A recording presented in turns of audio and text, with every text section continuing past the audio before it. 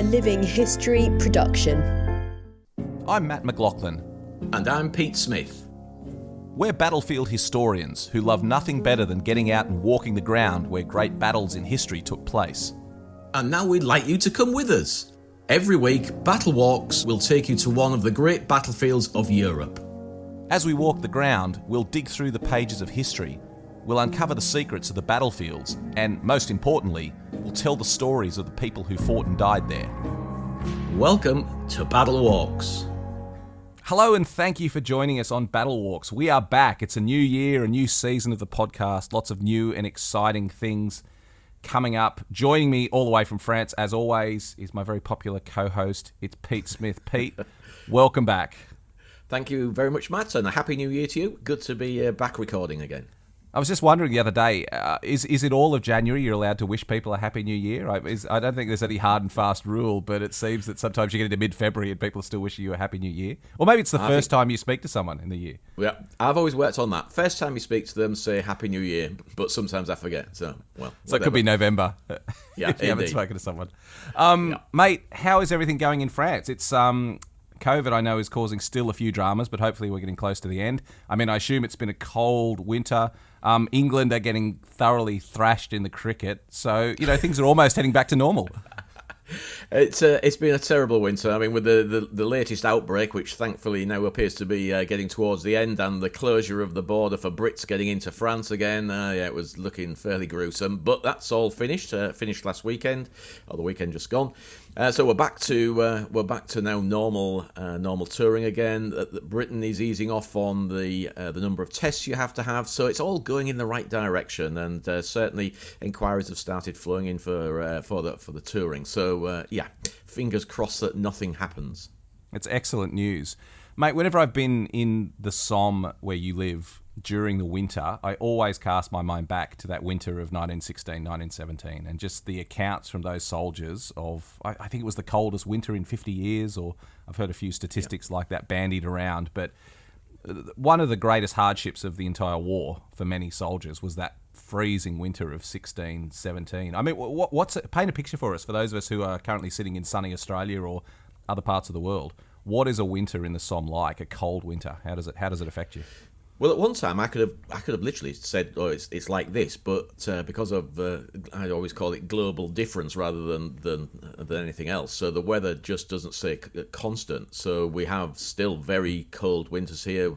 A couple of years ago, we had the beast from the east, and we were at -5, -10, -15. It was absolutely horrendous, but dry as a bone, and the air was literally sucked dry of any moisture. So there wasn't even any frost. There was nothing to freeze because there was no water in the air. So that was extraordinary. Since then, we've had a couple of or previously to that, not since that, but we had some very heavy snow. We've had really deep snow at various times, but not for a few years now. We're actually probably getting on for 10 years since we've had really deep snow here. This winter is actually odd. It's fairly mild, but it's hideously foggy and miserable. It's probably the worst kind of weather for literally exploring the battlefields, because mist and fog are a real problem if you're trying to explain what's going on. And it's damp. It's that horrible damp that gets in under your clothing. It's just there all the time. So not particularly heavy rain, even though we have had some heavy rain. But it is mild, you have to say. And if it stays like this, I'm going to have plants that are going to go right the way through the winter that would normally either die back or die completely, your annuals. And extraordinary weather at the moment, but I would rather have it a little bit colder and a little bit crisper. And we've had I managed to take some lovely photographs of my local cemetery, Bulls Road Cemetery, a couple of weeks ago, when we had some really crisp, dry, slightly misty mornings with the sun coming up, that red glow. It was fantastic. There's some beautiful photography. It was one of the great joys of actually living here, being able to get out on the battlefields and take those photos that you always want to try and hope to get when you're visiting just for a week or a few days.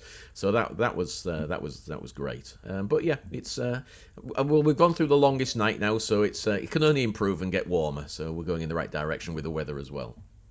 I often ponder that philosophical question of why we visit the battlefields. Like, why do we do it? Why do we feel compelled to walk the ground?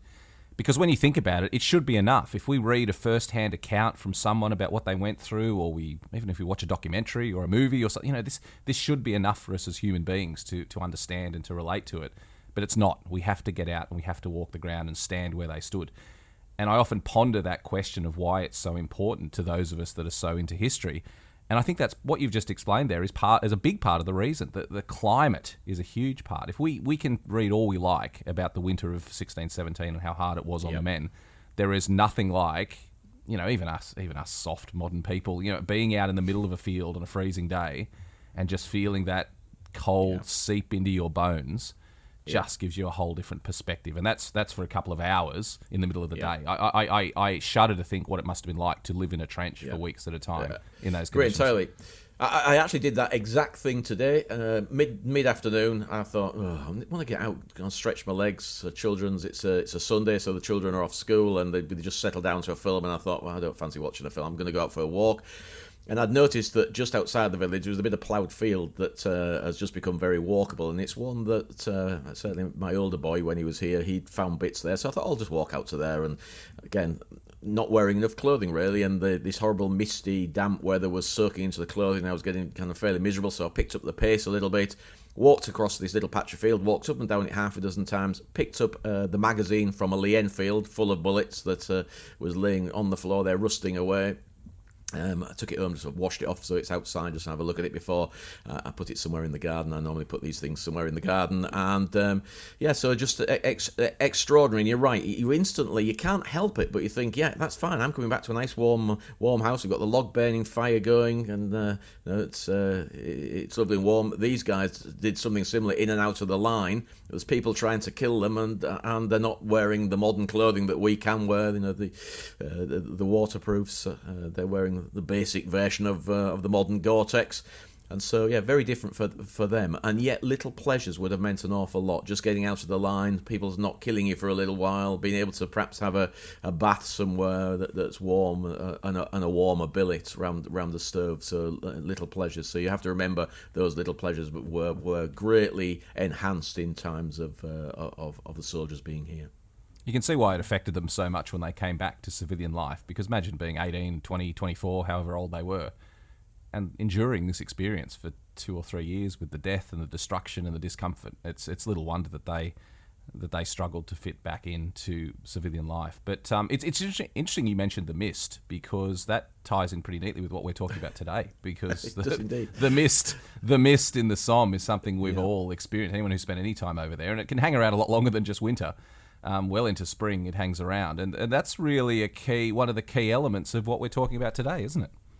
It is indeed. We're going to be talking about the 21st of March in 1918, when the Germans break through and start rolling up our line. And what enhanced, and we'll talk about it in greater detail, what enhanced their attack was mist. They attacked in the dawn, and very, very misty. Well, in fact, it was beyond mist. It was foggy, a foggy morning, enhanced with gas as well. So thicken it up a bit and smoke, and sneak through our positions. But more about that when we get talking about the podcast. It's a fascinating chapter of the war. It's probably one of the... It's a weird one for me, because it's one of the ones that I'm most intrigued with, this whole element of the German Spring Offensive. I've always found the German side of the story quite fascinating. I mean, you've got to be careful. I want to be careful how I phrase this, because obviously these were the enemy soldiers, and obviously with the World War II... tarnishing the story. But in terms of the German fighting forces, I've always been quite fascinated with how they went about things, and, they were good soldiers. And this was probably one of the peaks of what they achieved during the First World War. And yet at the same time, it's a chapter that I absolutely don't know enough about. It's a difficult one. It was a big action. It was late in the war. It was spread over a big area, complicated, a lot of moving parts. So I must admit that even I don't know enough about what is known as the German Spring Offensive, but it's a critical part of the story, isn't it? Well, I've always I've had an interest in the Great War since I was a young boy, and it's always one that's really kind of intrigued me, because I find it horrifying, and I find it horrifying from the point of view of the men in the front line on that morning when the Germans attacked. They knew that the Germans were going to attack, and they'd known for quite some time that this attack was coming, and it was like Russian roulette. As you rotated in and out of static frontline positions facing the Hindenburg line, were you going to be in the front line when the attack took place? And I just find that it's just a horrific extra stress on top of all the other stresses, that you really didn't want to be in the front line when the German attacked, because there was absolutely no doubt we couldn't hold the Germans. It was going to be a war of slowly falling back, a war of attrition, killing as many Germans as we fell back, and slowly slowing them down, knowing that they haven't got the amount of supplies that we have and stores, and everything is really falling to bits slowly for the Germans. And this is definitely the last roll of the dice. But could we in fact hold them? Or were they going to be stronger than we believe? But for those guys in the front line, they just knew that they were going to be sacrificed. And they'd all been told to the last man and the last round. It was literally no going back and stand and fight to the end if you can. Of course, a lot didn't and a lot couldn't, but an awful lot died doing it, and that's what we're going to be talking about. Just one little position, just one little story during this period. Well, we should do a shout-out at this time as well to a movie called Journey's End, which came out a few years ago, but tells this story very, very well of the British men in the front line expecting the Germans to fall on them at any time. Let's go back a little bit, Pete. Paint the picture. What was the lead-up to the German Spring Offensive? Okay, so what we have, two things happening that are going to be fairly crucial. The first one is for us, for the Allies, we have a massive manpower shortage. Now, that's across all of the Empire forces. Australia, problems in recruiting because of lack of conscription. In Britain, we've got a lack of people to conscript, and so what we're doing is we are conscripting 18-year-olds. They're being enlisted, put into what are called graduated battalions, and it's graduation by age. You're enlisted as you basically hit 18. Very rudimentary training and getting them across to France, but there are even issues with that as well, that they're not arriving as quick as they should be, due to the fact that Lloyd George is perceiving that there's a general election coming up, and if the casualties keep at the level that they are, then he is going to have a problem in being re-elected. And so what he does is slows down the transfer of troops to the Western Front. It was a nonsensical thing to do, but to him it seemed to make some kind of sense.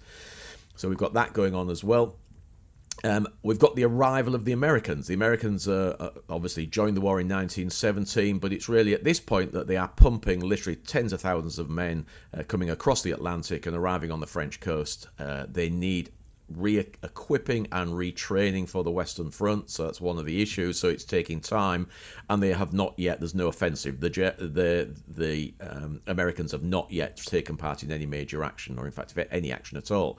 So they're arriving and being built up. But the Germans are aware of this, and they are aware that the numbers are phenomenal and what is coming. They know by now. There is absolutely no doubt that the Germans know they cannot win the war. They are not going to win the war. But what they're hoping is that by breaking back, by cutting off the Empire forces, the British forces from the French, hopefully rolling the line up and possibly pushing them into the sea, think Dunkirk, then that would be the best that they could hope for. But even if they can split the British from the French, then there is a hope that they will be in a better position to dictate terms when an armistice is agreed. So they are aware that there is going to be they're hoping some kind of peace treaty taking place, or some kind of cessation of hostilities, and at that point they will be in a better position to dictate the terms.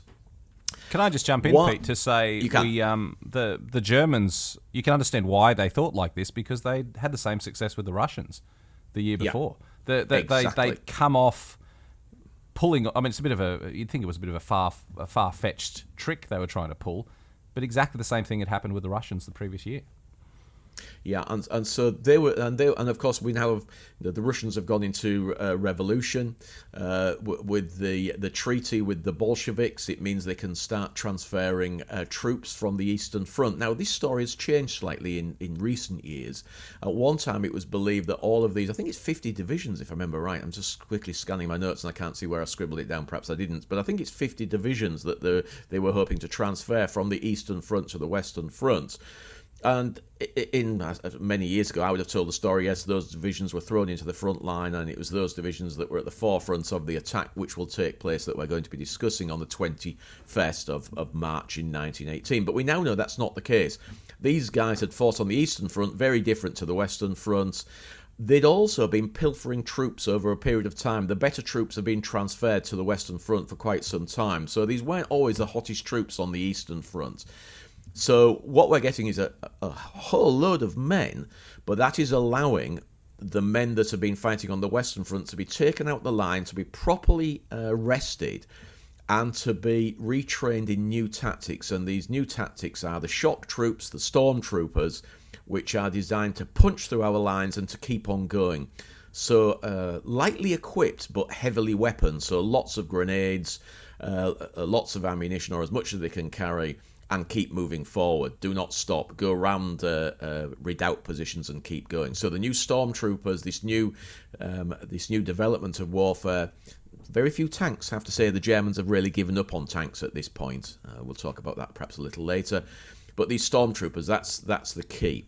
So these guys are going to be thrown in on that 21st of March with the idea that they'll punch through, and punch through they are going to do. So lots of things happening. The other thing to say is we have so many tactical changes here.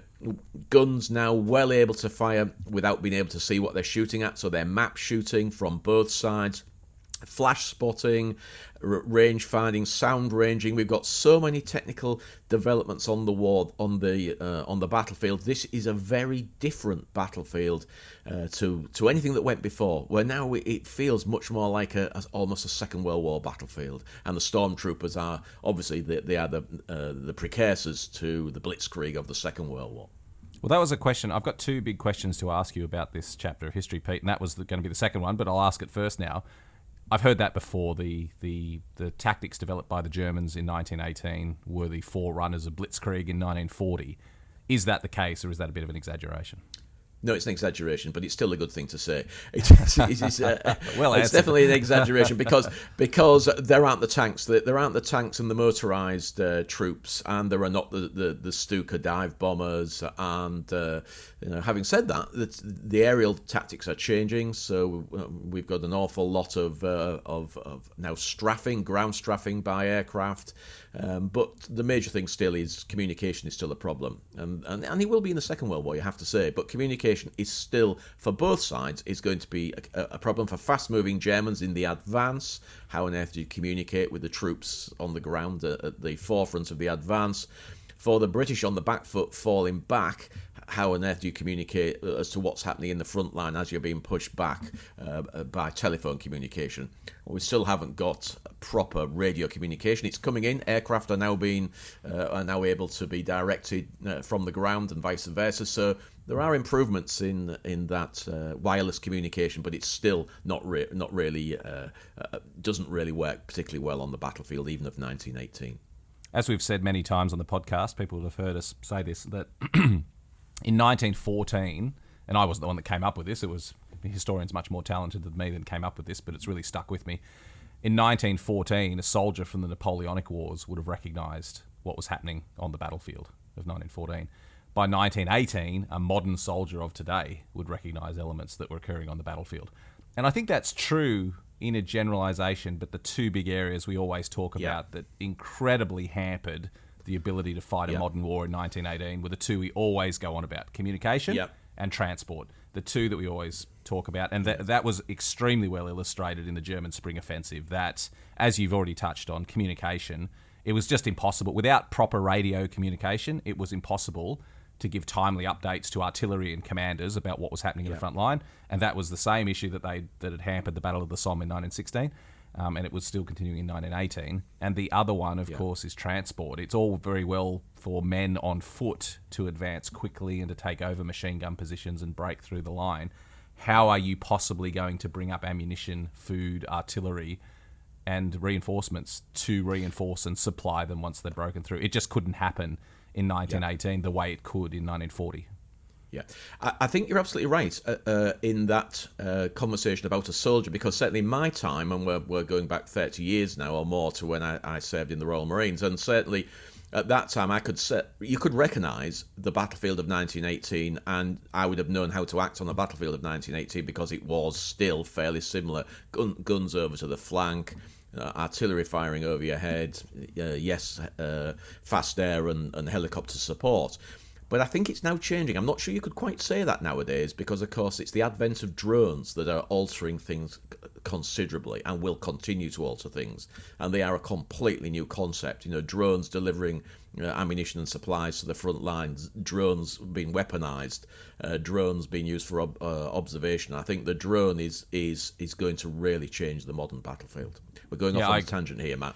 No, I agree. But just on that, I think as well, I've said this to so many people, that the concept that you would spend 6 or 7 years training a pilot how to fly a jet aircraft, a fighter, for example, and then put him or her in harm's way actually over the battlefield where they could get shot down or captured, I think within the space of a very few years, that will be considered insane. That those pilots will be sitting in a bunker in Nevada, because obviously the Americans are at the forefront of this. They'll be sitting in a bunker in Nevada with 5 or 6 aircraft on station over the battlefield. And as one gets destroyed, they'll just bring the next one into line.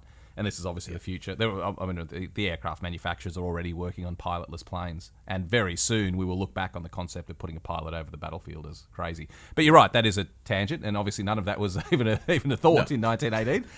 The other couple of things I was going to mention is, firstly, you said the word stormtroop. And I've been fascinated from a linguistic perspective about this, because the idea of stormtroops was first really used. The Germans came up with the term Sturmtruppen in this spring offensive, and obviously it's entered popular culture with Star Wars, the stormtroops, etc. It's always been a word that's fascinated me, because to storm a position, now it's a verb, to storm a position, and it makes sense because you picture thunderclouds rolling in and a storm battering a position, so that does make sense. But the origins of the word, it's probably all the same linguistically, it's probably all the same basis, but Sturm in German very specifically means assault. So when they said Sturmtruppen, they simply meant assault troops. And I've never worked out whether we then in English adopted the word storm because it made sense because of a storm as in a weather event, it just made sense, or whether the Germans were using it in that sense already. But I think it's fascinating. If you say Sturmtruppen, the German word, what does it mean? It just means assault troops. So it's fascinating how it could well be that, I don't know this, and if you're a linguist out there and understands this, let me know, but it could well be that to storm a position became popular in English usage because of the Sturmtruppen of the First World War. I don't know. It's just a fascinating linguistic question that I always had. It is, and I agree. It's funny, isn't it? You don't really think about it when you say stormtroopers. It's just you get this vision of what they look like: lots of grenades, steel helmeted. Rifle in hand, normally wearing boots and puttees because they could move faster than in their jack boots, the old German leather jack boots, and there is a shortage of leather, so that's the other reason. But I think the soldiers found that taking the boots off the dead British soldiers and using their puttees, they even manufactured their own puttees, and using them, you very often see the stormtroopers wearing those. So they're fast moving, and I suppose the big key, the change, is that they moved around positions. It's something that we will do in the 100 days as well when we counter, starting on the 8th of August. We've already talked, I think, in previous lectures, podcasts, but there will be another one, I'm sure, coming up about the 8th of August, and us really copying to a certain extent some of the tactics that are being used by the Germans. And that's one of the things that's going on all the time, is we are looking at each other's tactics and figuring out how to counter them, and then also taking the best from that we can use ourselves and turn it around and use it ourselves. So, but the stormtroopers at this point, they're good, they're tough, they're quick, and of course what they're facing, or who is facing them, is a very mixed bag. So the British soldier, and this would also to a certain extent would be for all of the Empire, the Commonwealth forces, they are tired, they're worn out, they're well led by men who very often have been in for quite some time. So the senior NCOs, the junior NCOs, generally speaking, have seen a lot of action and are good soldiers. You've got a mix of officers. You've got young officers just arriving, and then you've got these young men, these 18-year-olds, not a clue what's going on, arriving and very quickly having to pick up the pace and integrate with the men that they're joining. So it's a real mix of tired, worn-out men, of men that are well-trained and have seen a lot of action and are expected to continue leading from the front. And then what you've also got are old men, because what they're doing is they're combing through. It was a term that they used at the time. They're combing through the rear areas and looking for men that have, not deliberately, but have not been in the front line. So they could be perhaps an ambulance driver, and of course women are taking over those jobs. Lorry drivers, women are taking over those jobs behind the lines.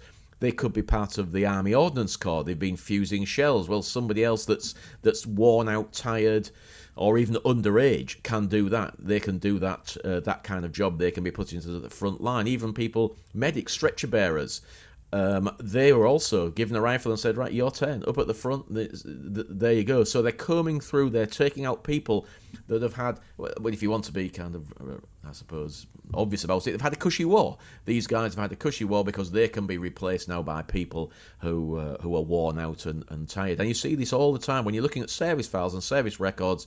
You can see a man that's been in since 1914 or even early 1915, he's now working in the Labour Corps or doing a job behind the lines because he's no longer really in a condition to do frontline service. So there's lots of things going on, which meant that the British battalions, under strength and a real mishmash of people in there. There's none of this cohesive unit of PALs, and in fact we're going to be to the actual unit we're looking at, the 16th Battalion of the Manchester Regiment, is the first Manchester PALs. This is a PALs battalion. How many of the men still within it from those early days that rushed to join up in 1914 and join the Manchester PALs, one of these PALs units, how many of those men are left in it? Very few. There would be very few of the original PALs still within that unit. You think they'd be fairly senior by then as well? They would have been promoted, and if they'd survived everything since since the start of the war, they'd now be fairly senior in the unit. What a fascinating time, Pete, as you touched on at the start of the discussion. What a terrifying but a fascinating time when, as you say, the British knew that this attack was coming. And the reason that was is they knew the big picture. They knew that the Russians had capitulated on the Eastern Front and there'd been a revolution and the Germans had made, they'd made peace with the Germans. A little bit of a Pyrrhic victory for the Germans because the Russians collapsed and were so desperate to get out of the war that they handed over a lot of territory to the Germans. Yeah, amazing. And that actually required the Germans to commit a lot of men to garrison those areas of the Eastern Front. So had the Russians not capitulated so completely, and had the Germans been a little less greedy in their demands when they made peace with the Russians, the Germans actually would have had more men to send over to fight in this battle. So an interesting, almost a Pyrrhic victory for the Germans that they were a bit too greedy in making peace with the Russians. But as you said, mate, what a terrifying time for the men to know this was coming. And everyone knew it because they saw the big picture. They saw that there was no fighting now on the Eastern Front, that there were literally, I think it was 500,000 troops the Germans can now free up to send over to the West. And so everyone knew. They all knew that the Americans were only months away from appearing in strength on the Western Front, and that was going to end the war. So everyone knew there was a big German assault coming. The Germans were telegraphing it far and wide that they were gearing up. The Allies could see there's no way of covering up 500,000 men being sent to the front. Everyone knew it was coming, and the poor buggers in the front line just had to sit there, dig their trenches as deep as they could, grip their rifles tightly, and wait for the coming storm. Yeah, you already mentioned the book, but I can highly recommend it. It was a drama. It was a stage play. It's a book as well, and also now a film, Journey's End by R.C. Sheriff, who had served in the 9th East Surrey Regiment, and he'd been there. He'd been in the front line, so he knew all about it. And the title, Journey's End, is a clue. It's about a group of officers and their batmen and other people coming in and out of a bunker, basically in the front line, with a realization that they're there. They've lost in that Russian roulette about who's going to be in the front line, and they are going to be in the front line when the German assault comes. And it's about these guys talking about what could have been if they'd survived. They've already resigned themselves to the fact that they're not going to survive the next day, or the next 2 days. So it's a very moving play, well worth going to either watch it. Interestingly, Laurence Olivier, the famous actor, he starred in it in 1928. So again, it was written quite soon after the war. It's great. I really enjoyed the movie as well. It was I haven't seen the play, but I certainly enjoyed the movie. It was very well done. Yeah. Very thought provoking. It wasn't much of a war movie in terms of fighting. No, it's about men. It covers very well combat. Those feelings. Yeah, it does. Yeah, it does. Well, let's talk about the Manchester Pals that we're going to be following, because the thing we should say about this is part of the reason that I'm not as knowledgeable of the German Spring Offensive as I want to be is it was such a big action across so many sectors of the front. There's no way we'd be able to do a podcast where we walk even a small section of the line. So I'm sure we'll return to this topic many times during the podcast, Pete. We've decided to focus just on a very tiny little element which is hopefully representative of the experience that hundreds of thousands of men endured during the Spring Offensive. So tell us about the Manchester Pals we're going to be following. So it's a 16th battalion of the Manchester Regiment, known as the First City. So in other words, it's one of those Pals regiments. It's the first of the Pals regiments to be raised in Manchester, formed in the August of 1914. So you have to remember the war was only declared on the 4th of August. So straight away, we get a call going out. We're going to need men. The city basically steps up and says, "Well, we'll fund the raising of this battalion. We'll equip them from the coffers of the city." And in fact, they raised overall 8 battalions. So there were 8 city battalions raised, and in fact a pioneer battalion as well from just outside the city. So again, it's the conurbation: big city Manchester, big northern city. And so 8 battalions raised. They first went into action on the 1st of July at Montauban, and very successful fighting that. They're on the right of the Somme battlefield, near to the French, and so that's the side of the battlefield that did very well, but heavy casualties, but they took all of their objectives. So it was a successful start for them in 1916. Pete, I just want to jump in and ask a question here, because this is my perception as an Aussie, asking about what was going on with the British forces. It seems to me that time and time again, when we talk about the fighting in the First World War, it's men from the north that are bearing the brunt. Now, I know that there were a lot of London battalions formed. I know that there were public school battalions, and the upper end of society also contributed. Yeah. But it just seems time and time again, if we talk about the grueling slaughter on the Western Front, the poor working class from the north are extremely heavily involved. Is that a false perception? Yes. In a way, it's because they were very keen to have this PALS connection to a city. But for the rural areas and the south of England, there are a lot of territorial units in London, so part-time soldiers, so they make up a big bulk of the battalions in the city. Just as a matter of interest, Journey's End, the 9th East Surreys, you could perceive as a PALS battalion from the south. But there's no big conurbation that they can pin their kind of hat on and say we're all from this city or we're all from that city. So it's partly that it's that feeling, and it is, I suppose, it's where the working man is. So the working man, they can all join together, they can all form one of these PALS battalions, and off they go. So we do kind of focus on them. But there were as many battalions from rural areas and from the south, but they don't quite have that feel. And in fact, literally today, I was reading how the 9th East Surreys and the story of Journey's End highlighted that it wasn't just about the PALS battalions from the north. There were these PALS units from the south as well. So you do get southern PALS battalions, but you're right.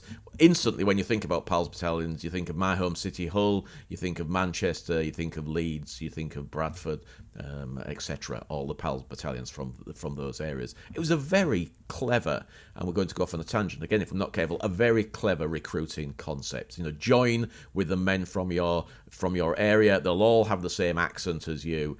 And even in Hull, they actually, and I may have mentioned this in previous podcasts, they actually did it on a social level. So that in Hull, they actually did it from the point of view of commercial. So the commercial battalion was people that were in commerce, tradesmen in trade, so etc., even down to sportsmen. So it helps in the recruiting. So it's all about just getting these guys together. But of course, by this period, they've lost that. In fact, a lot of the battalions lost it after the first day of the Battle of the Somme. They had so many casualties that their reinforcement drafts from the city battalions could not keep up, and they had to grab people from elsewhere.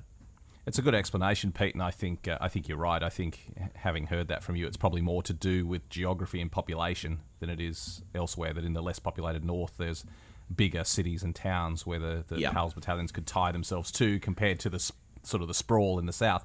I suppose it's similar to what happened in Australia, because when we raised forces for the AIF in Australia, they were effectively PALS battalions, that men from districts came together and formed battalions. It was the 20th Battalion from my hometown in West Wyalong. The men went off to the 20th Battalion.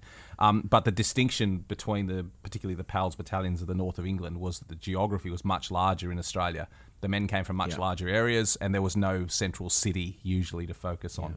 So if you were a farmer or a labourer or miner in West Wyalong in 1914, there was no central city to tie the men of the 20th Battalion. So even though they came from roughly the same district, they didn't have the same unity as those men from Grimsby and Sheffield and all those other places. I think interesting, interesting tangent. Well, it is, and there's another, just one more. We ought to just add this because it is quite interesting, especially the difference between Australia and I'm not sure about Canada, but certainly I just have to quote Australia. If you were an Australian soldier wounded, taken out of the line, patched up, sent back in the line, you always went back to the same unit that you'd come from. For a British soldier, wounded, taken out of the line, patched up at a hospital, going back into the line, there was absolutely no guarantee, and it was perhaps more likely that you would go to a different regiment or another battalion within your same regiment, but you would almost certainly not return to the men that you'd actually left. And so, again, it meant that distinction, all coming from the same area, very soon they were dispersed around the front anyway. That's fascinating, Pete. I hadn't thought of that before, but that's the first time it's come up. But no, that makes a lot of sense. And when you think about it, the system of allocating returning men to whatever battalion was they were required in makes a lot more sense from a military perspective. Well, it was necessary. The Australian battalions, by this stage of the war, some of the Australian battalions were so weak, they could have absolutely done with a top-up of men. And you did have an imbalance. You did have some battalions which, lately in the fighting had not lost as many men, who were still getting topped up with their wounded returning from earlier battles, whereas other battalions could really have used that top-up. But I think obviously the esprit de corps and the unity of purpose was very important in the Australian forces, at least from a perception point of view. I don't think in reality it mattered that much. But I think the Australians probably went too far in trying to guarantee that men stayed together during the war. Fascinating. I had not realised that before. Yeah, it is. So, let's... well, we're out of time now, so thank you. It's been a really interesting podcast. And, hang on, wait. We haven't done the walk yet. There's more. So we're packed up. Let's literally get on the ground. So where are we? Well, we're very close to a big city. More about that in a little while. But we're in a small village called Francilly Senlency, probably. When you're in France and listening to this podcast, don't ask for directions based on our pronunciation. You will get nowhere. Definitely. Population 418, and it's on rising ground outside the city of St. Quentin. So we're very close, only a few kilometres away from the city of St. Quentin. Now, St. Quentin was taken in 1914, and in the September, so very early on in the war, the Germans took the city, and it will not be retaken until the 2nd of October 1918. So for much of that time, it was a long way behind the German lines, but by this period, with the Germans falling back in 1917 to the Hindenburg Line, then this is why we are close to the city, is because the city is part of that famous Hindenburg Line, the German fallback positions. We've been trying for most of 1917 to break through somewhere on the Hindenburg Line and have not succeeded, even with the famous November attacks using mass tanks at Cambrai. So things really had settled down, and we're just facing each other, and sadly we are waiting for that attack. We know it's coming, and so we're doing the best we can to create a new system of defence. So where we are, Francilly Senlency, let's try again, just outside of St. Quentin, we're in part of this new defensive positions that we've been building, where we have, so I'm going to describe them, we have outpost positions. We then have redoubt positions, and then we have a battle zone, and then we have some more trench positions behind. So defence in depth, with the idea that the outpost positions will slow the Germans down. The redoubt positions will stand alone, and that's the definition of a redoubt. It's like a dot on the map rather than continual trenches, because you have to remember, for a long time, continual trenches from the Channel to the Alps, 700 kilometres. That's all gone. We haven't got the manpower to man the trenches. We haven't got the manpower to dig and keep these trenches in fantastic condition. So we are now operating from redoubt positions, these dots on the map with interlinking fire that protects each other. and then a battle zone behind them where we can actually trap the Germans, slow them down if they've broken through. The redoubt positions will hang on, and eventually they'll fall back again. Of course, that's not going to happen, but that was the theory. We even had, behind all of this, another line called the Green Line, that's what we'd called it, which was supposed to be a rear defensive line in case it all went horribly wrong. The problem was we hadn't even completed or even started in many areas the Green Line, so it wasn't there. It was a line on the map, literally, but it wasn't there in reality. It's a great example, Pete. These British defences before the Spring Offensive are a great example of good ideas, but the practicalities of war getting in the way. That, as you say, the last line was drawn on a map, and I'm sure to many commanders looking at that would have given them a sense of comfort that there was this extra line here, but it didn't exist in practicality. It didn't. How many machine guns are in those front lines? When you talk about redoubt positions and outposts and things, I mean, that would have obviously relied on firepower. Were there enough weapons to go around to make? Because a bunch of guys with rifles were not going to do much in one of those positions. So were there enough automatic weapons to go around? Yeah. Well, what we've got is the Lewis gun has really come of age. So the Lewis gun sections now a lot more Lewis guns, spare guns. So they're bristling with firepower, and they have to, because a lot of these battalions are under strength.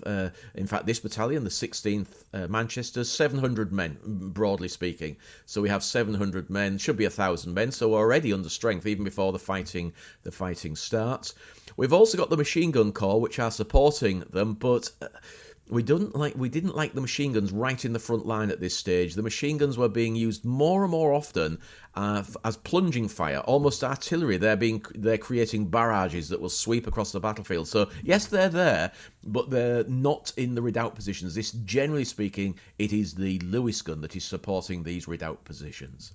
We did a post on our social medias sometime last year, I can't remember when, we were talking about the Battle of Mons and Quentin and the Australians fighting there, and it just illustrates the point really well. Even though this is much later in the war and it's an Australian unit, it illustrates the point effectively what manpower shortages could do to a unit, because it was a picture of an Australian platoon or section, really, and there's supposed to be about 30-odd blokes in this platoon. Instead, if you count in the picture, there were 9 men instead of 30, so you can see that they're at about 1/3 strength. But what does that do to their firepower? They still had the same amount of weapons allocated. So of the 9 men, 2 of them were carrying Lewis light machine guns. So even though, and you've said this many times, Pete, and it's a very well made point, and it's very astute that you've picked up on it, is that yes, it was very difficult, the manpower shortages, but it meant that the men who were in the front line were very well equipped and had a lot of firepower compared to how they would have even a year earlier. Yeah, it's very interesting, because one of the weapons that the stormtroopers, the Germans, are carrying is the 08-15 Maxim gun, and I know that we both actually own 08-15 Maxim guns, not in firing condition, I should say. But the 08-15 Maxim is very, very heavy, and yet it is their infantry support weapon. And so what the Germans are doing, as they overran these frontline positions on the 21st of March, then they very often picked up the Lewis guns, and there was enough ammunition to pick up as well, and to use them against us. So this is where the Germans actually enhance their firepower as they're advancing by picking up our Lewis guns, much better than the 08-15 Maxim, which was still an unwieldy, very heavy weapon to carry as for fast-moving stormtroopers. It ties into our earlier podcast from last year, Pete, we did on Dernancourt, which was an Australian battle which took place only a week or so after this offensive we're talking about. 28th of March compared to the 21st. It was a week later. But a key part of that story was Stan McDougall winning himself a VC by taking on the Germans. He took on the Germans with a Lewis gun that we strongly suspect he picked up from a German he had just killed. And so the Germans had captured it probably during the 21st of March and had used it against the British troops, and then came up against the Australians. So it's just funny how these little units, these little stories tie in together, that the Germans grabbing Lewis guns, then using them against the Australians. And then Stan McDougall grabbing it and using it against the Germans at Dernancourt. So go back, if you haven't listened, go back and listen to the podcast on Dernancourt. We'll paint a broader picture of this chapter of the war that we're talking about. So this village, let's go back to our walk again. So now we've left the car in this village. Do you get the impression that we've had our break, we've had our holidays, we haven't actually spoken for weeks? This is the first time we've chatted for weeks. We do seem to have a lot to talk about. We're going to have to release a special podcast called Pete and Matt Tangents, but I hope as a listener, I hope you're enjoying some of the extra things we're throwing in here. So we're standing in the middle of this village. I'm not going to say the name again, and this is where the memorial is to the Manchesters, because the location that we're going to be walking to, it's only about 1 kilometre away from here. It's Manchester Hill. So where's the name Manchester Hill comes from? Well, it's actually from the fighting in the April of 1916, when the 2nd Battalion of the Manchester Regiment actually took the hill, and that's where it gets its name from. And it is just pure luck that it's been held by the 16th Battalion of the Manchester Regiment on the 21st of March during this German offensive. So both of those battalions are commemorated on this little memorial in the village itself. It is a very small one, only inaugurated in 1998, and it's a brass panel on a concrete plinth, almost beside the beautiful village war memorials that the French put up in every village commemorating their dead from the First and the Second World Wars. So that's beside it, and generally speaking, we have the Mary, the town hall, and sometimes the school close by. And yes, in this case, we have both here. Pete, just on the subject of those memorials, I know that one was, as you say, raised in 1998, so therefore obviously a modern memorial and done by descendants, and perhaps there was a survivor or two still left to be involved in the process.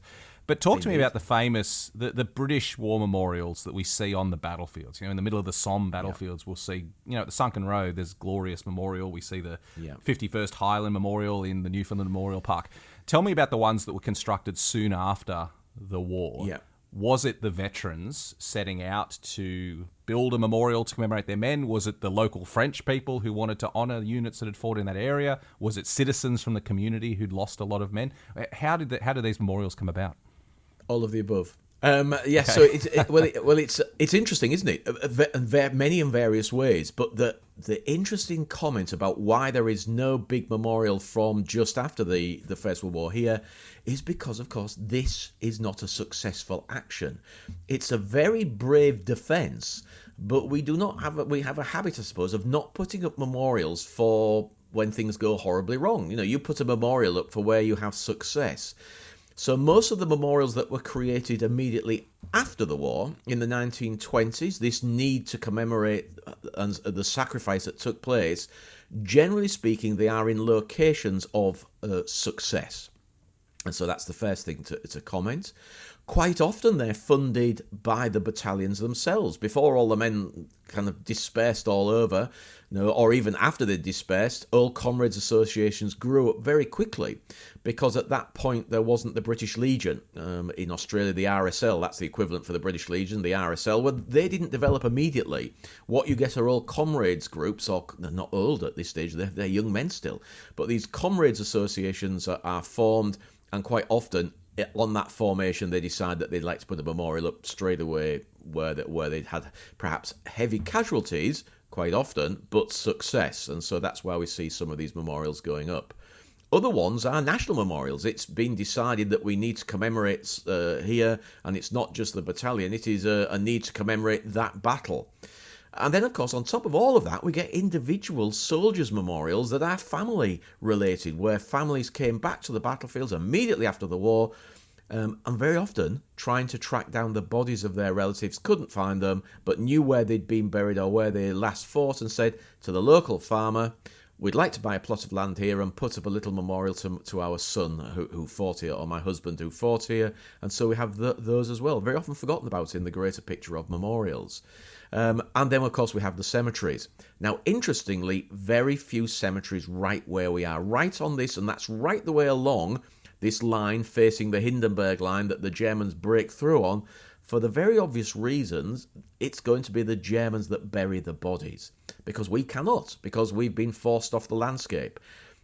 And the sad thing about that is the Germans are moving quickly, and they're burying quickly, and very many of the men that were buried in little groupings, little mass graves, even individually, it's very often their fighting position, where they fought and died, and they are going to be buried in those trenches and those redoubt positions, and sadly they're still there. They were not recovered. Some obviously were recovered, but an awful lot were not. And even if they were recovered, it's a few years later, and they are, generally speaking, unknown. So they're in the nearest cemetery as unknown soldiers. So an awful lot of the men that lost their lives on this day, the 21st of March in 1918, have no known grave. Is it Pozières British Cemetery where the big memorial is that mostly records men killed at this period of time? Have I got that correct?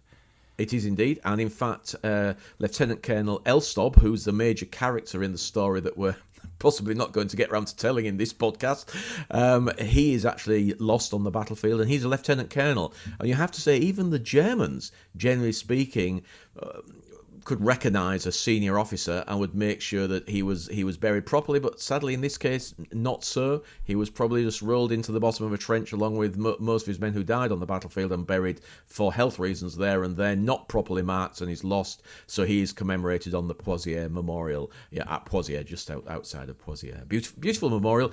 Too close to the road. I could go off on a tangent talking about that memorial, but you get a much better feel of it when you step back, and the only way to step back is to go on a road beneath the memorial, below it, and look up to it, and it's a very attractive memorial and cemetery.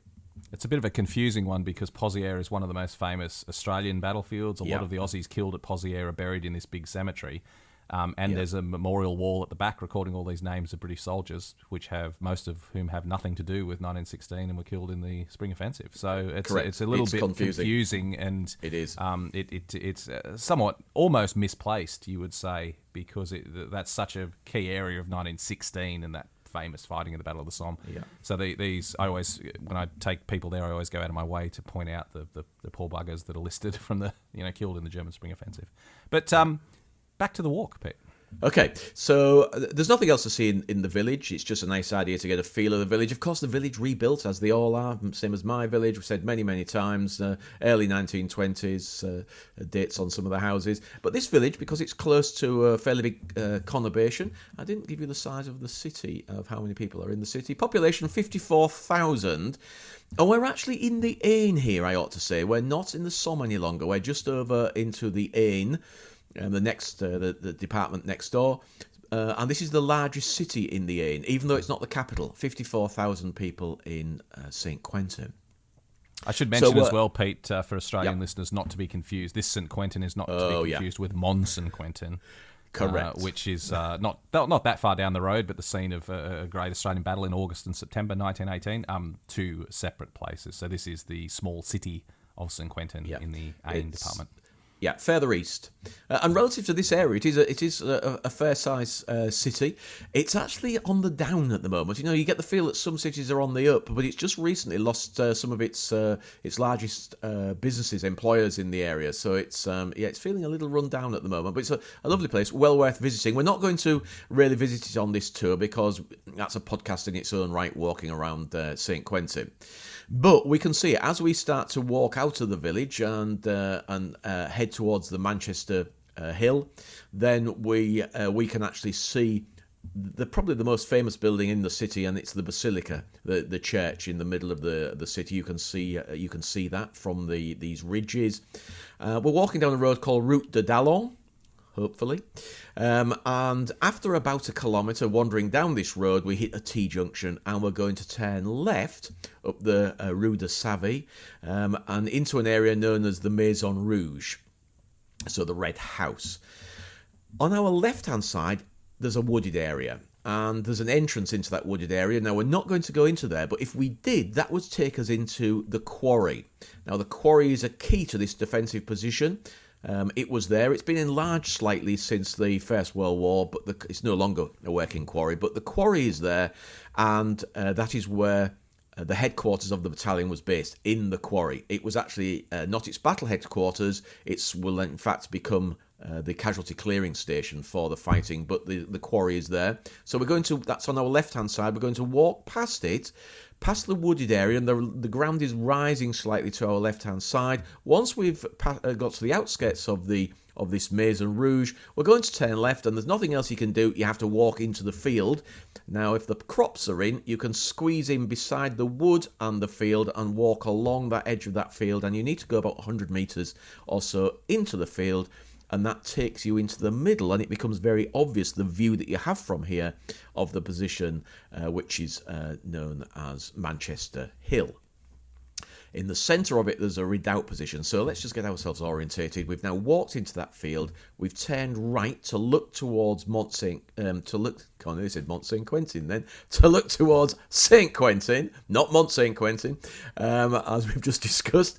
So looking towards Saint Quentin, you're looking over a motorway. In fact, there's a motorway below us. Then you can see the town itself. Behind us is the quarry. To the right, you've got the road that we've just come from.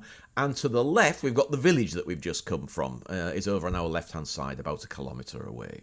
So this is the position.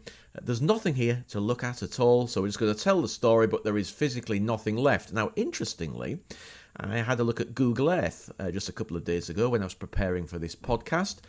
And there are definitely marks in the field, and I got the old maps out and the trench maps and everything, and sure enough, some of the marks in the field are definitely relating to the old trench lines that were here. Now, the other thing I should point out here, that most of the trenches here are in fact German trenches. From their defensive positions before they fell back to the Hindenburg line, we then enhanced them, added our own positions, reversed them if necessary, and then put in these redoubt positions. But there's an awful lot of old German trench lines here that we're utilising in our positions here, looking down on the Hindenburg line and the fortified city of St. Quentin.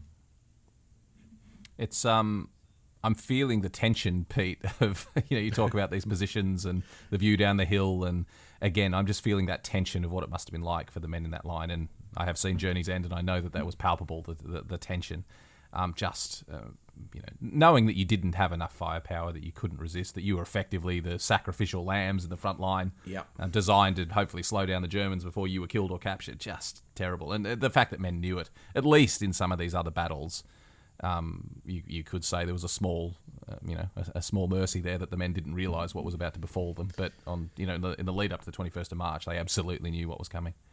Yeah, and certainly the rhetoric from their Lieutenant Colonel Wilfrid Elstob, who will be awarded the Victoria Cross for this action. He'd already been awarded the DSO and the MC Distinguished Service Order and the Military Cross, and he's one of the originals from the battalion when it was recruited in Manchester. His rhetoric is one of, we are going to fight it out here, lads, to the end. There's no going back for us. This is where we are going to be, and effectively we are going to die here, or we're going to be captured, and a lot of them are captured. We'll do the figures later on. He'd fought in the Battle of the Somme as well as Elstob, so he's a fantastic, very interesting guy. You just get the feel, and he was a big man. He was a commanding man, and you get the feel that the men around him would have followed him almost anywhere. And he certainly doesn't duck his responsibilities, and he's everywhere during this battle, trying to chivvy people up, and he's bringing them ammunition. He's throwing bombs himself and getting involved, and he will be wounded 3 times during the fighting, and sadly will lose his life. Little bit about him. He was born in Chichester in Sussex, so he's not from Manchester, in 1888, and he's the son of a reverend, so he's from a fairly well-to-do family. Went to Manchester University, so that's how he ends up in Manchester. He could speak French. He taught in Beauvais in France for a while, so he'd certainly speak French better than me. He then went to Edinburgh, taught in Edinburgh, so he was a school teacher as well. As I say, volunteered in 1914 as a private originally in the 16th Battalion, the City Battalion. And like a lot of people, they start pulling people out and saying, why on earth are you serving as a private? He was commissioned as a second lieutenant. And that just shows you, doesn't it, by attrition of men, second lieutenant in 1915, and by the time we get to 1918, he's commanding the battalion. He's one of those guys. And he was only 29. When he was killed here, he's going to be killed here on the 21st of March, he was only 29 years old. It's extraordinary, isn't it? The boy colonels, I mean, there's a whole, movement to remember them, that how young these men were. You talk about the Lieutenant Colonel Scott, who commanded the 53rd Battalion at 56th or 53rd at Polygon Wood, and the bunker there is named after him. He was killed there, and he was 26 at the time. And the same, started at Gallipoli as a private. Just extraordinary. We think of these as old grizzled veterans, but they're men in their 20s. I've got a plaque from an old barracks that was pulled down just on the wall beside me here, and it's commemorating the death of a Lieutenant Colonel commanding the 2nd Battalion of the West Yorkshire Regiment, and he was 21 in 1918 when he died. 21 commanding.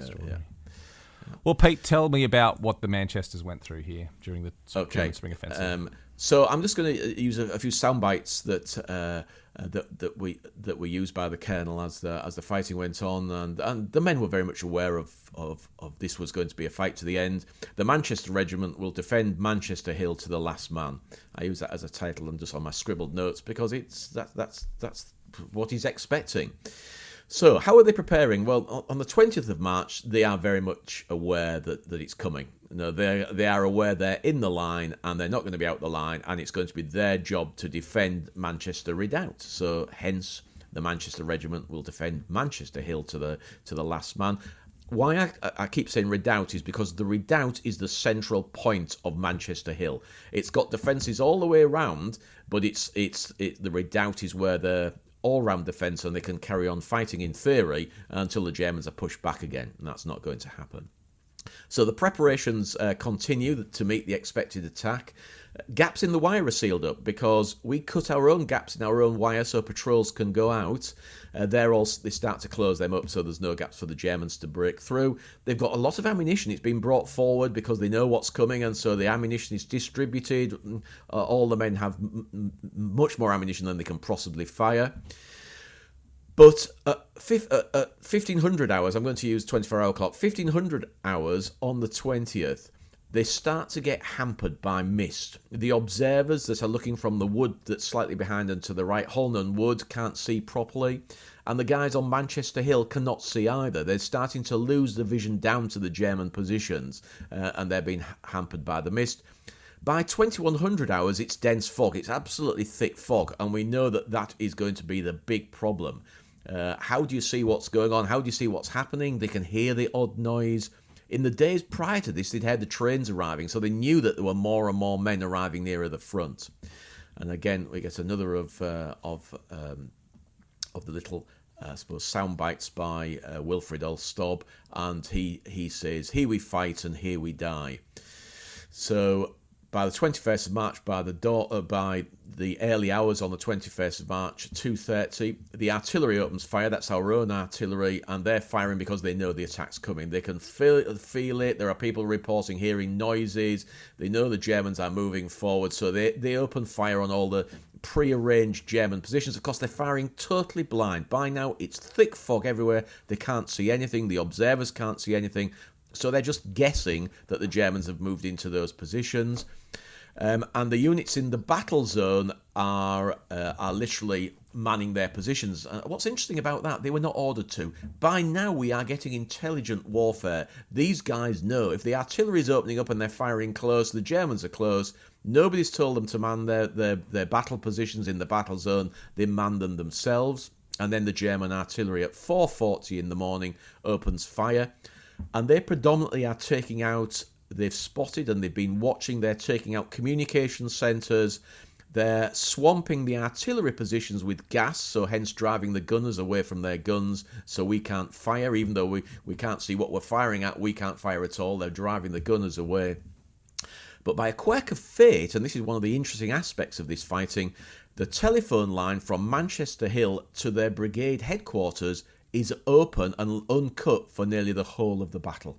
So it means that we know exactly what went on, and that's one of the, I suppose, why this is remembered so well, is because it's well recorded what went on and how hard they fought to the last man almost to hang on to Manchester Hill, because we were in communication, or brigade was in communication with the battalion.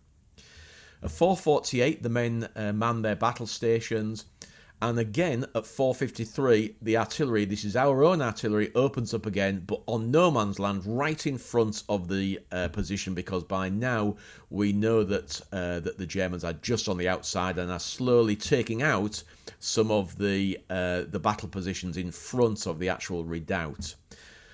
At 8:50 in the morning, they change from gas shells to high explosives, and that's the clue. That's the clue that the Germans are going to attack. They're waiting for their own gas to disperse, and they're firing high explosives to drive the defenders underground. And then our artillery at 9:30 opens up for the last time, and they're literally firing now all around Manchester Hill because they know that it's about to be overrun, or at least the Germans are pushing on all the edges. They've got through, and this is where it's interesting. The Germans have broken through in the mist and the fog and the smoke and the gas. They've broken through the positions, and this has been left to be now mopped up by new troops who are coming up, and the stormtroopers are on their way to the next positions and forcing everybody back. This will become a rout in the end. It becomes very, very confused, units disintegrating under heavy pressure and falling back. I'm just going to talk about the redoubt positions because I don't know if you will know this, Matt. It's quite an interesting. It's one of the things I found fascinating, and it's a great shame that most of these do not exist any longer. But so many of these redoubts gave up without a fight. Quite a lot of them did not do what is happening here at Manchester Hill. They were surrounded, and you have a choice, don't you, when you're surrounded? Do you fight it out? Do you surrender? Or do you every man for himself and try and get back to your own lines because the Germans are now behind you? And we get a mix of all of that. Some of the redoubt positions just surrendered. Some of them fought it out. And some of them fought it out for a while and then every man for himself and they tried to evacuate. So many officers were captured on the 21st of March, on this day, that they had to, on their return from their capture, they had to write a report on how they were captured on the 21st of March. Because they felt that a lot of them had given in too early. So nothing happened. They didn't use it for anything, but I think they just wanted to make them feel uncomfortable, you have to say, by writing a report on how were you captured on the 21st of March, what happened. So back to the story. So they're now totally surrounded. Prior to this, Elstob had moved his headquarters into the redoubt position from the quarry, and the quarry had become a medical post. And in fact, the officer, Captain Walker, was an American. He was an American attached to the British battalion. So we have an American medical officer. He will be captured in the quarry along with all the stretcher bearers and the other men that were there. We now have fighting all around the position. I'm abbreviating this because I know this you could go on with this story for quite some time. And all the time, Elstob is reporting back. He's reporting back and saying that they're almost exhausted now. They're running out of grenades. There's only a few of them left. And Elstob is supported by D Company. D Company was with him in this redoubt position. And then it's all the cooks and the bottle washers. It is literally the men fighting with him are the cooks, the signallers, the batmen, people that would normally be behind the line supporting the men in the front line. They are here fighting it out to the last man. And in fact, the death of the colonel will be reported by the RQMS, the Regimental Quartermaster Sergeant, that man that is normally behind the lines making sure the battalion is fed and watered. The brigades received the last message from Elstob himself. And he basically says the men are exhausted. We're down to our last few men. They're outside the position now, and his final words were goodbye. And then he goes out, and he's killed. I'm going to give you an account of his death in a little while. And it's RQMS Jenkins who will actually report the death. So I'm just going to get my book out and just read the paragraph. I saw Colonel Elstob rise to lob a grenade at the snipers, but they shot him. Captain Sharples then tried to pull the colonel's body into the trench, and he too was killed. Later on, our ammunition gave out. A shell plunged into the ground in front of us, covering us with earth, so we scrambled on our bellies under the barbed wire to the quarry. As we reached the quarry, a German officer in a field cap covered us with his pistol. I levelled my empty rifle at him when someone shouted, "Don't shoot, you'll have us all killed." At that time there was about a dozen prisoners in the quarry, but afterwards there was quite a procession brought in off the line. In the hot afternoon, we were marched to St. Quentin, carrying the wounded slung in blankets. So that's the account of the death of the colonel, fighting it out right to the end. If you want to listen, now this is a great resource, and Peter Hart used to. Another historian, I'm sure that you've come across if you listen to podcasts.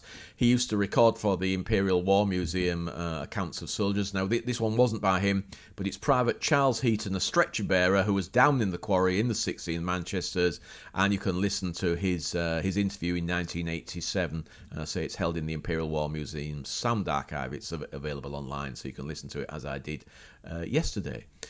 So that gives you the story of the capture of them in the quarry.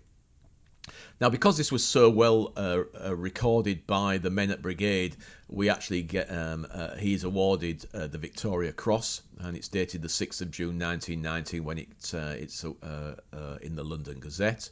So I'm just going to read you his citation. For most conspicuous bravery, devotion to duty and self-sacrifice during operations at Manchester Redoubt near St. Quentin on the 21st of March 1918. During the preliminary bombardment, he encouraged his men in the posts in the redoubt by frequent visits, and when repeated attacks developed, controlled the defence at the points threatened, giving personal support with revolver, rifle and bomb. Single-handed, he repulsed one bombing assault, driving back the enemy and inflicting severe casualties. Later, when ammunition was required, he made several journeys under severe fire in order to replenish the supply. Throughout the day, Lieutenant Colonel Elstob, although twice wounded, showed the most fearless disregard of his own safety, and by his encouragement and noble example inspired his command to the fullest degree. The Manchester Redoubt was surrounded in the first wave of the enemy attacks, but by means of the buried cable, Lieutenant Colonel Elstob was able to assure his brigade commander that the Manchester Regiment will defend Manchester Hill to the last.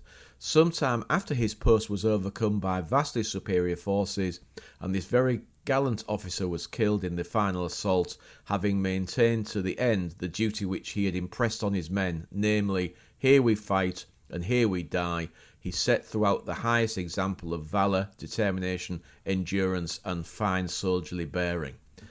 You can't really do any better than that, can you? He's actually done everything that he could. He was certainly everywhere, wasn't he? Doing, like, even carrying up the ammunition. I mean, he's a battalion commander rather than a general. But again, the perception of the First World War that it was all the privates in the front line doing all the work, and their commanding officers were sitting back, smoking cigars and sipping tea. He was everywhere doing everything. I mean, what an example to his men that would have been. Yeah, indeed. I'm just going to give you the casualty figures for the day. Now, I found about 3 or 4 different accounts giving different casualties for the day, but so I'm just going to read out an overview. The men holding the redoubt, which you have to remember, this is just one company, and then the attached ranks, 8 officers and 160 men, remembering that there are 700 men in total here. But the men holding the redoubt, 8 officers and 160 men, only 2 officers and 15 other ranks survived from that group. Now, I found another account that says that those were actually the ones that got back, those 17 men were the men that got back to our lines. The rest were either killed or taken prisoner. So there's a debatable account for both of those. But of the 700 men in the battalion, 74 officers... No, that's not right. Now I don't know without looking, so you'll have to ignore that bit.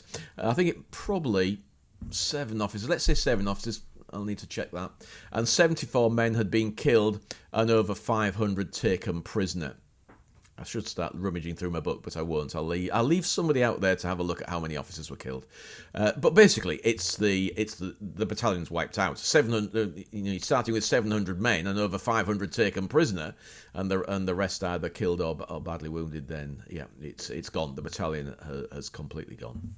It just shows the nature of the confused nature of the fighting, Pete, that no one can agree on who did what and how many people were captured. And we see this time and time again in every war. When there's a complete overrun and the destruction of a battalion, there's few people left to tell the story. And obviously the survivors can't give an account of another 500 blokes in the battalion. So no. it's always very confused. Also interesting to note there that how many men surrendered, that as much as the here we fight and here we die, Men are human, aren't they? And when you are surrounded and there's bullets whacking in all around and men are falling all around you, you're not going to fight on for a hopeless cause. Why would you? Why would you give your life in that situation? Yeah, I think the men that fought on were with him, because it's him and his outstanding work that he did that encouraged them to continue fighting. I think the guys that were away from officers always are liable to surrender if all the officers are being killed and they're in little groups. And of course, in this type of fighting,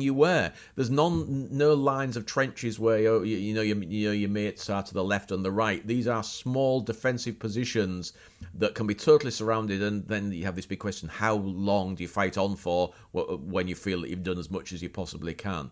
And the Germans overran them very, very quickly. As I say, some of these redoubt positions didn't fight at all. They couldn't. They didn't see the Germans. They didn't know what to shoot at because the fog was so thick that they could hear the Germans all around them. And in fact, when you read accounts of this action, you realise that when the mist did lift and they could see left and right, they realised that they were already, even before they'd opened fire, they realised that they were fairly much surrounded already. So it was, it really was that fight to the end. And it's just human nature. Soldiers on either side don't typically give up their lives for no reason when they know they're surrounded. They just don't do it. People don't want to die, and it just doesn't happen. We can't fault them for that. It's a reflection on the nature, the savageness of the German attack and how quickly they were overrun. Mate, it was a gripping account of that action as you went through it. I think I really like how you did that with each hour ticking by and their situation becoming more perilous. Just extraordinary. But before we move on, we mentioned before the podcast something that we didn't know if we'd have time for, but I really want to include it: the German cemetery nearby. Yeah. Do we have time, do you think, to throw in? We do. Yeah. I'll just quickly mention it. We don't do it often enough. People, and it's a question I get all the time. People say, "Where are the Germans? Are they German?" Firstly, people say, "Where are the German memorials?" Obviously, there's very, very, very few German memorials in France and Belgium, as the Germans were the aggressors and the occupiers. But there are German cemeteries. So. And these are German memorials. That's why this is so interesting, and why I really wanted to make sure that I mentioned it, because the road that we walked up to the hill on to Manchester Hill, if we walk back down by the side of the wood onto the road, turn left and continue towards St. Quentin, that road will actually almost take us in to another road, Rue de la Chaussée Romaine, which we turn left and walk along, and that takes us directly to the German cemetery. So it's about 2.5 kilometres perhaps from where we're standing at the redoubt position. And it takes us to an original German cemetery, and it is a fantastic one. I only discovered it about 3 years ago. Created in 1914, and it's got this extraordinary 2 bronze statues, Roman soldiers. They are of Roman soldiers, and that's probably why they survived, standing in front of a wall with the names of men on it, a beautiful carved wall. And that was inaugurated on the 18th of October by the Kaiser. So in 1915, by the Kaiser. So it's he came here to inaugurate this German cemetery. And now, because it's behind the lines, a long way behind the lines in 1915, it was quite safe. And you have to remember that this was then an undamaged town. The town was very little damaged. It was the headquarters. I believe that the Kaiser actually had the headquarters within the city. That, for a later podcast, I'd like to do a podcast, a walk around the city itself. So it's just a fantastic cemetery. It's the standard, as we will now see, black painted aluminium crosses with often 4 names on. But it once must have had stone crosses and wooden crosses, but it's still very, very beautiful. It's large, 6,294 individual graves, of which 22 are Jewish graves. I point that out because they look different. They're actually a headstone rather than a cross. And we also have 1,935 Germans buried in a mass grave as well. So it's big. At one time, it would have had an awful lot of French in here as well, because the Germans would have buried Frenchmen in here, soldiers that are dying of wounds that died in the initial capturing, and British soldiers were buried here for the same reason. They were both in this cemetery. They were removed. There are also 117 Russians in the cemetery as well. Now, am I right in saying that? No, that's in the French cemetery, which I should move on to as well. But let's just finish with the German cemetery. So it's an extraordinary cemetery, and it's got a bit of everything. So the mass graves, the black crosses, and well worth a visit. I will just mention it because it would be unfair not to. Not that far away, it's also at this side of the town, is the St. Quentin National Necropolis for the French. And that was created in 1923. You'll see it as you drive into town. If you're driving into the town, you go past it. I go past it every time I go that way to go onto the motorway. And that has 4,947 French soldiers, of which 3,954 are individual graves, and it's that cemetery that has the 117 Russians buried in it. Now, I just literally found out why the Russians are there. They were German prisoners of war, so captured on the Eastern Front and brought by the Germans here to work as labourers, and obviously killed while they were working as labourers, and eventually they're buried here in this cemetery as well. And then there's 2 ossuaries of 1,319 French soldiers. So in this very small area, on the west side of the town of St. Quentin, we have the German cemetery and the French cemetery. I think those numbers sum up better than anything else, Pete, just the scale of the death. That's the thing we can't comprehend, how many people died, how many families were grieving just in because of this little corner of the battlefield. Just absolutely extraordinary. But Pete, it's been wonderful. A part of the battlefield we don't explore very often, a chapter of the First World War we should know more about. So thank you very much for this. I mean, it's been a long podcast, but there's a lot to cover in this. It's a story that isn't well enough told, and I'm sure many of our listeners will be intrigued and surprised they don't know as much about this as they do about other chapters of the war. Just really fascinating, mate. It is. I mean, when you think about it, it's a last stand action, and it's one of those that you could almost put in, with Rorke's Drift. Though but it's not as well known. And obviously, Rorke's Drift, everybody knows about the Zulus at Rorke's Drift, but this was a real, that to the last man defence of this position, this Manchester Hill. So yeah, it's good to bring it to people's attention. It should be better known than it is, and hopefully we've done our part to shine some more light on it. So, Pete, as always, thank you very much. I'm excited to be back for a new year, a new season of the podcast, and we've got some pretty exciting walks coming up, including the ones that I know are very popular of you getting out and about on the battlefield. So, hopefully before too long, I'll be able to travel over there and join you.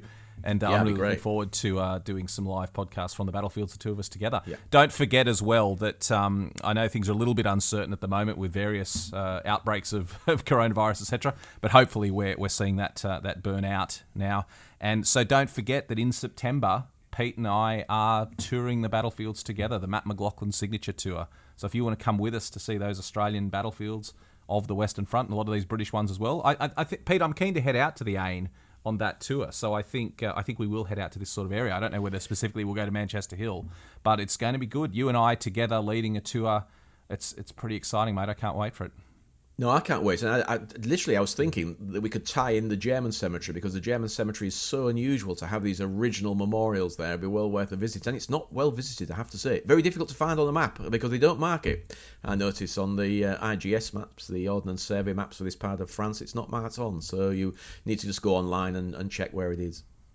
Well, certainly there are some places left on that tour. It's the Matt McLachlan Signature Tour. There's only 30 places on that tour and only a handful of places left. So if you would like to join us on that tour, it's in September 2022, September this year. So please do join us. Also, you can buy us a coffee as well now if you want to support the podcast. You can go to Buy Me a Coffee and support us in that regard because every little contribution helps and makes it easier for us to bring the podcast. So go to Buy Me a Coffee. We'll link to it in the show notes and support us if you wish to.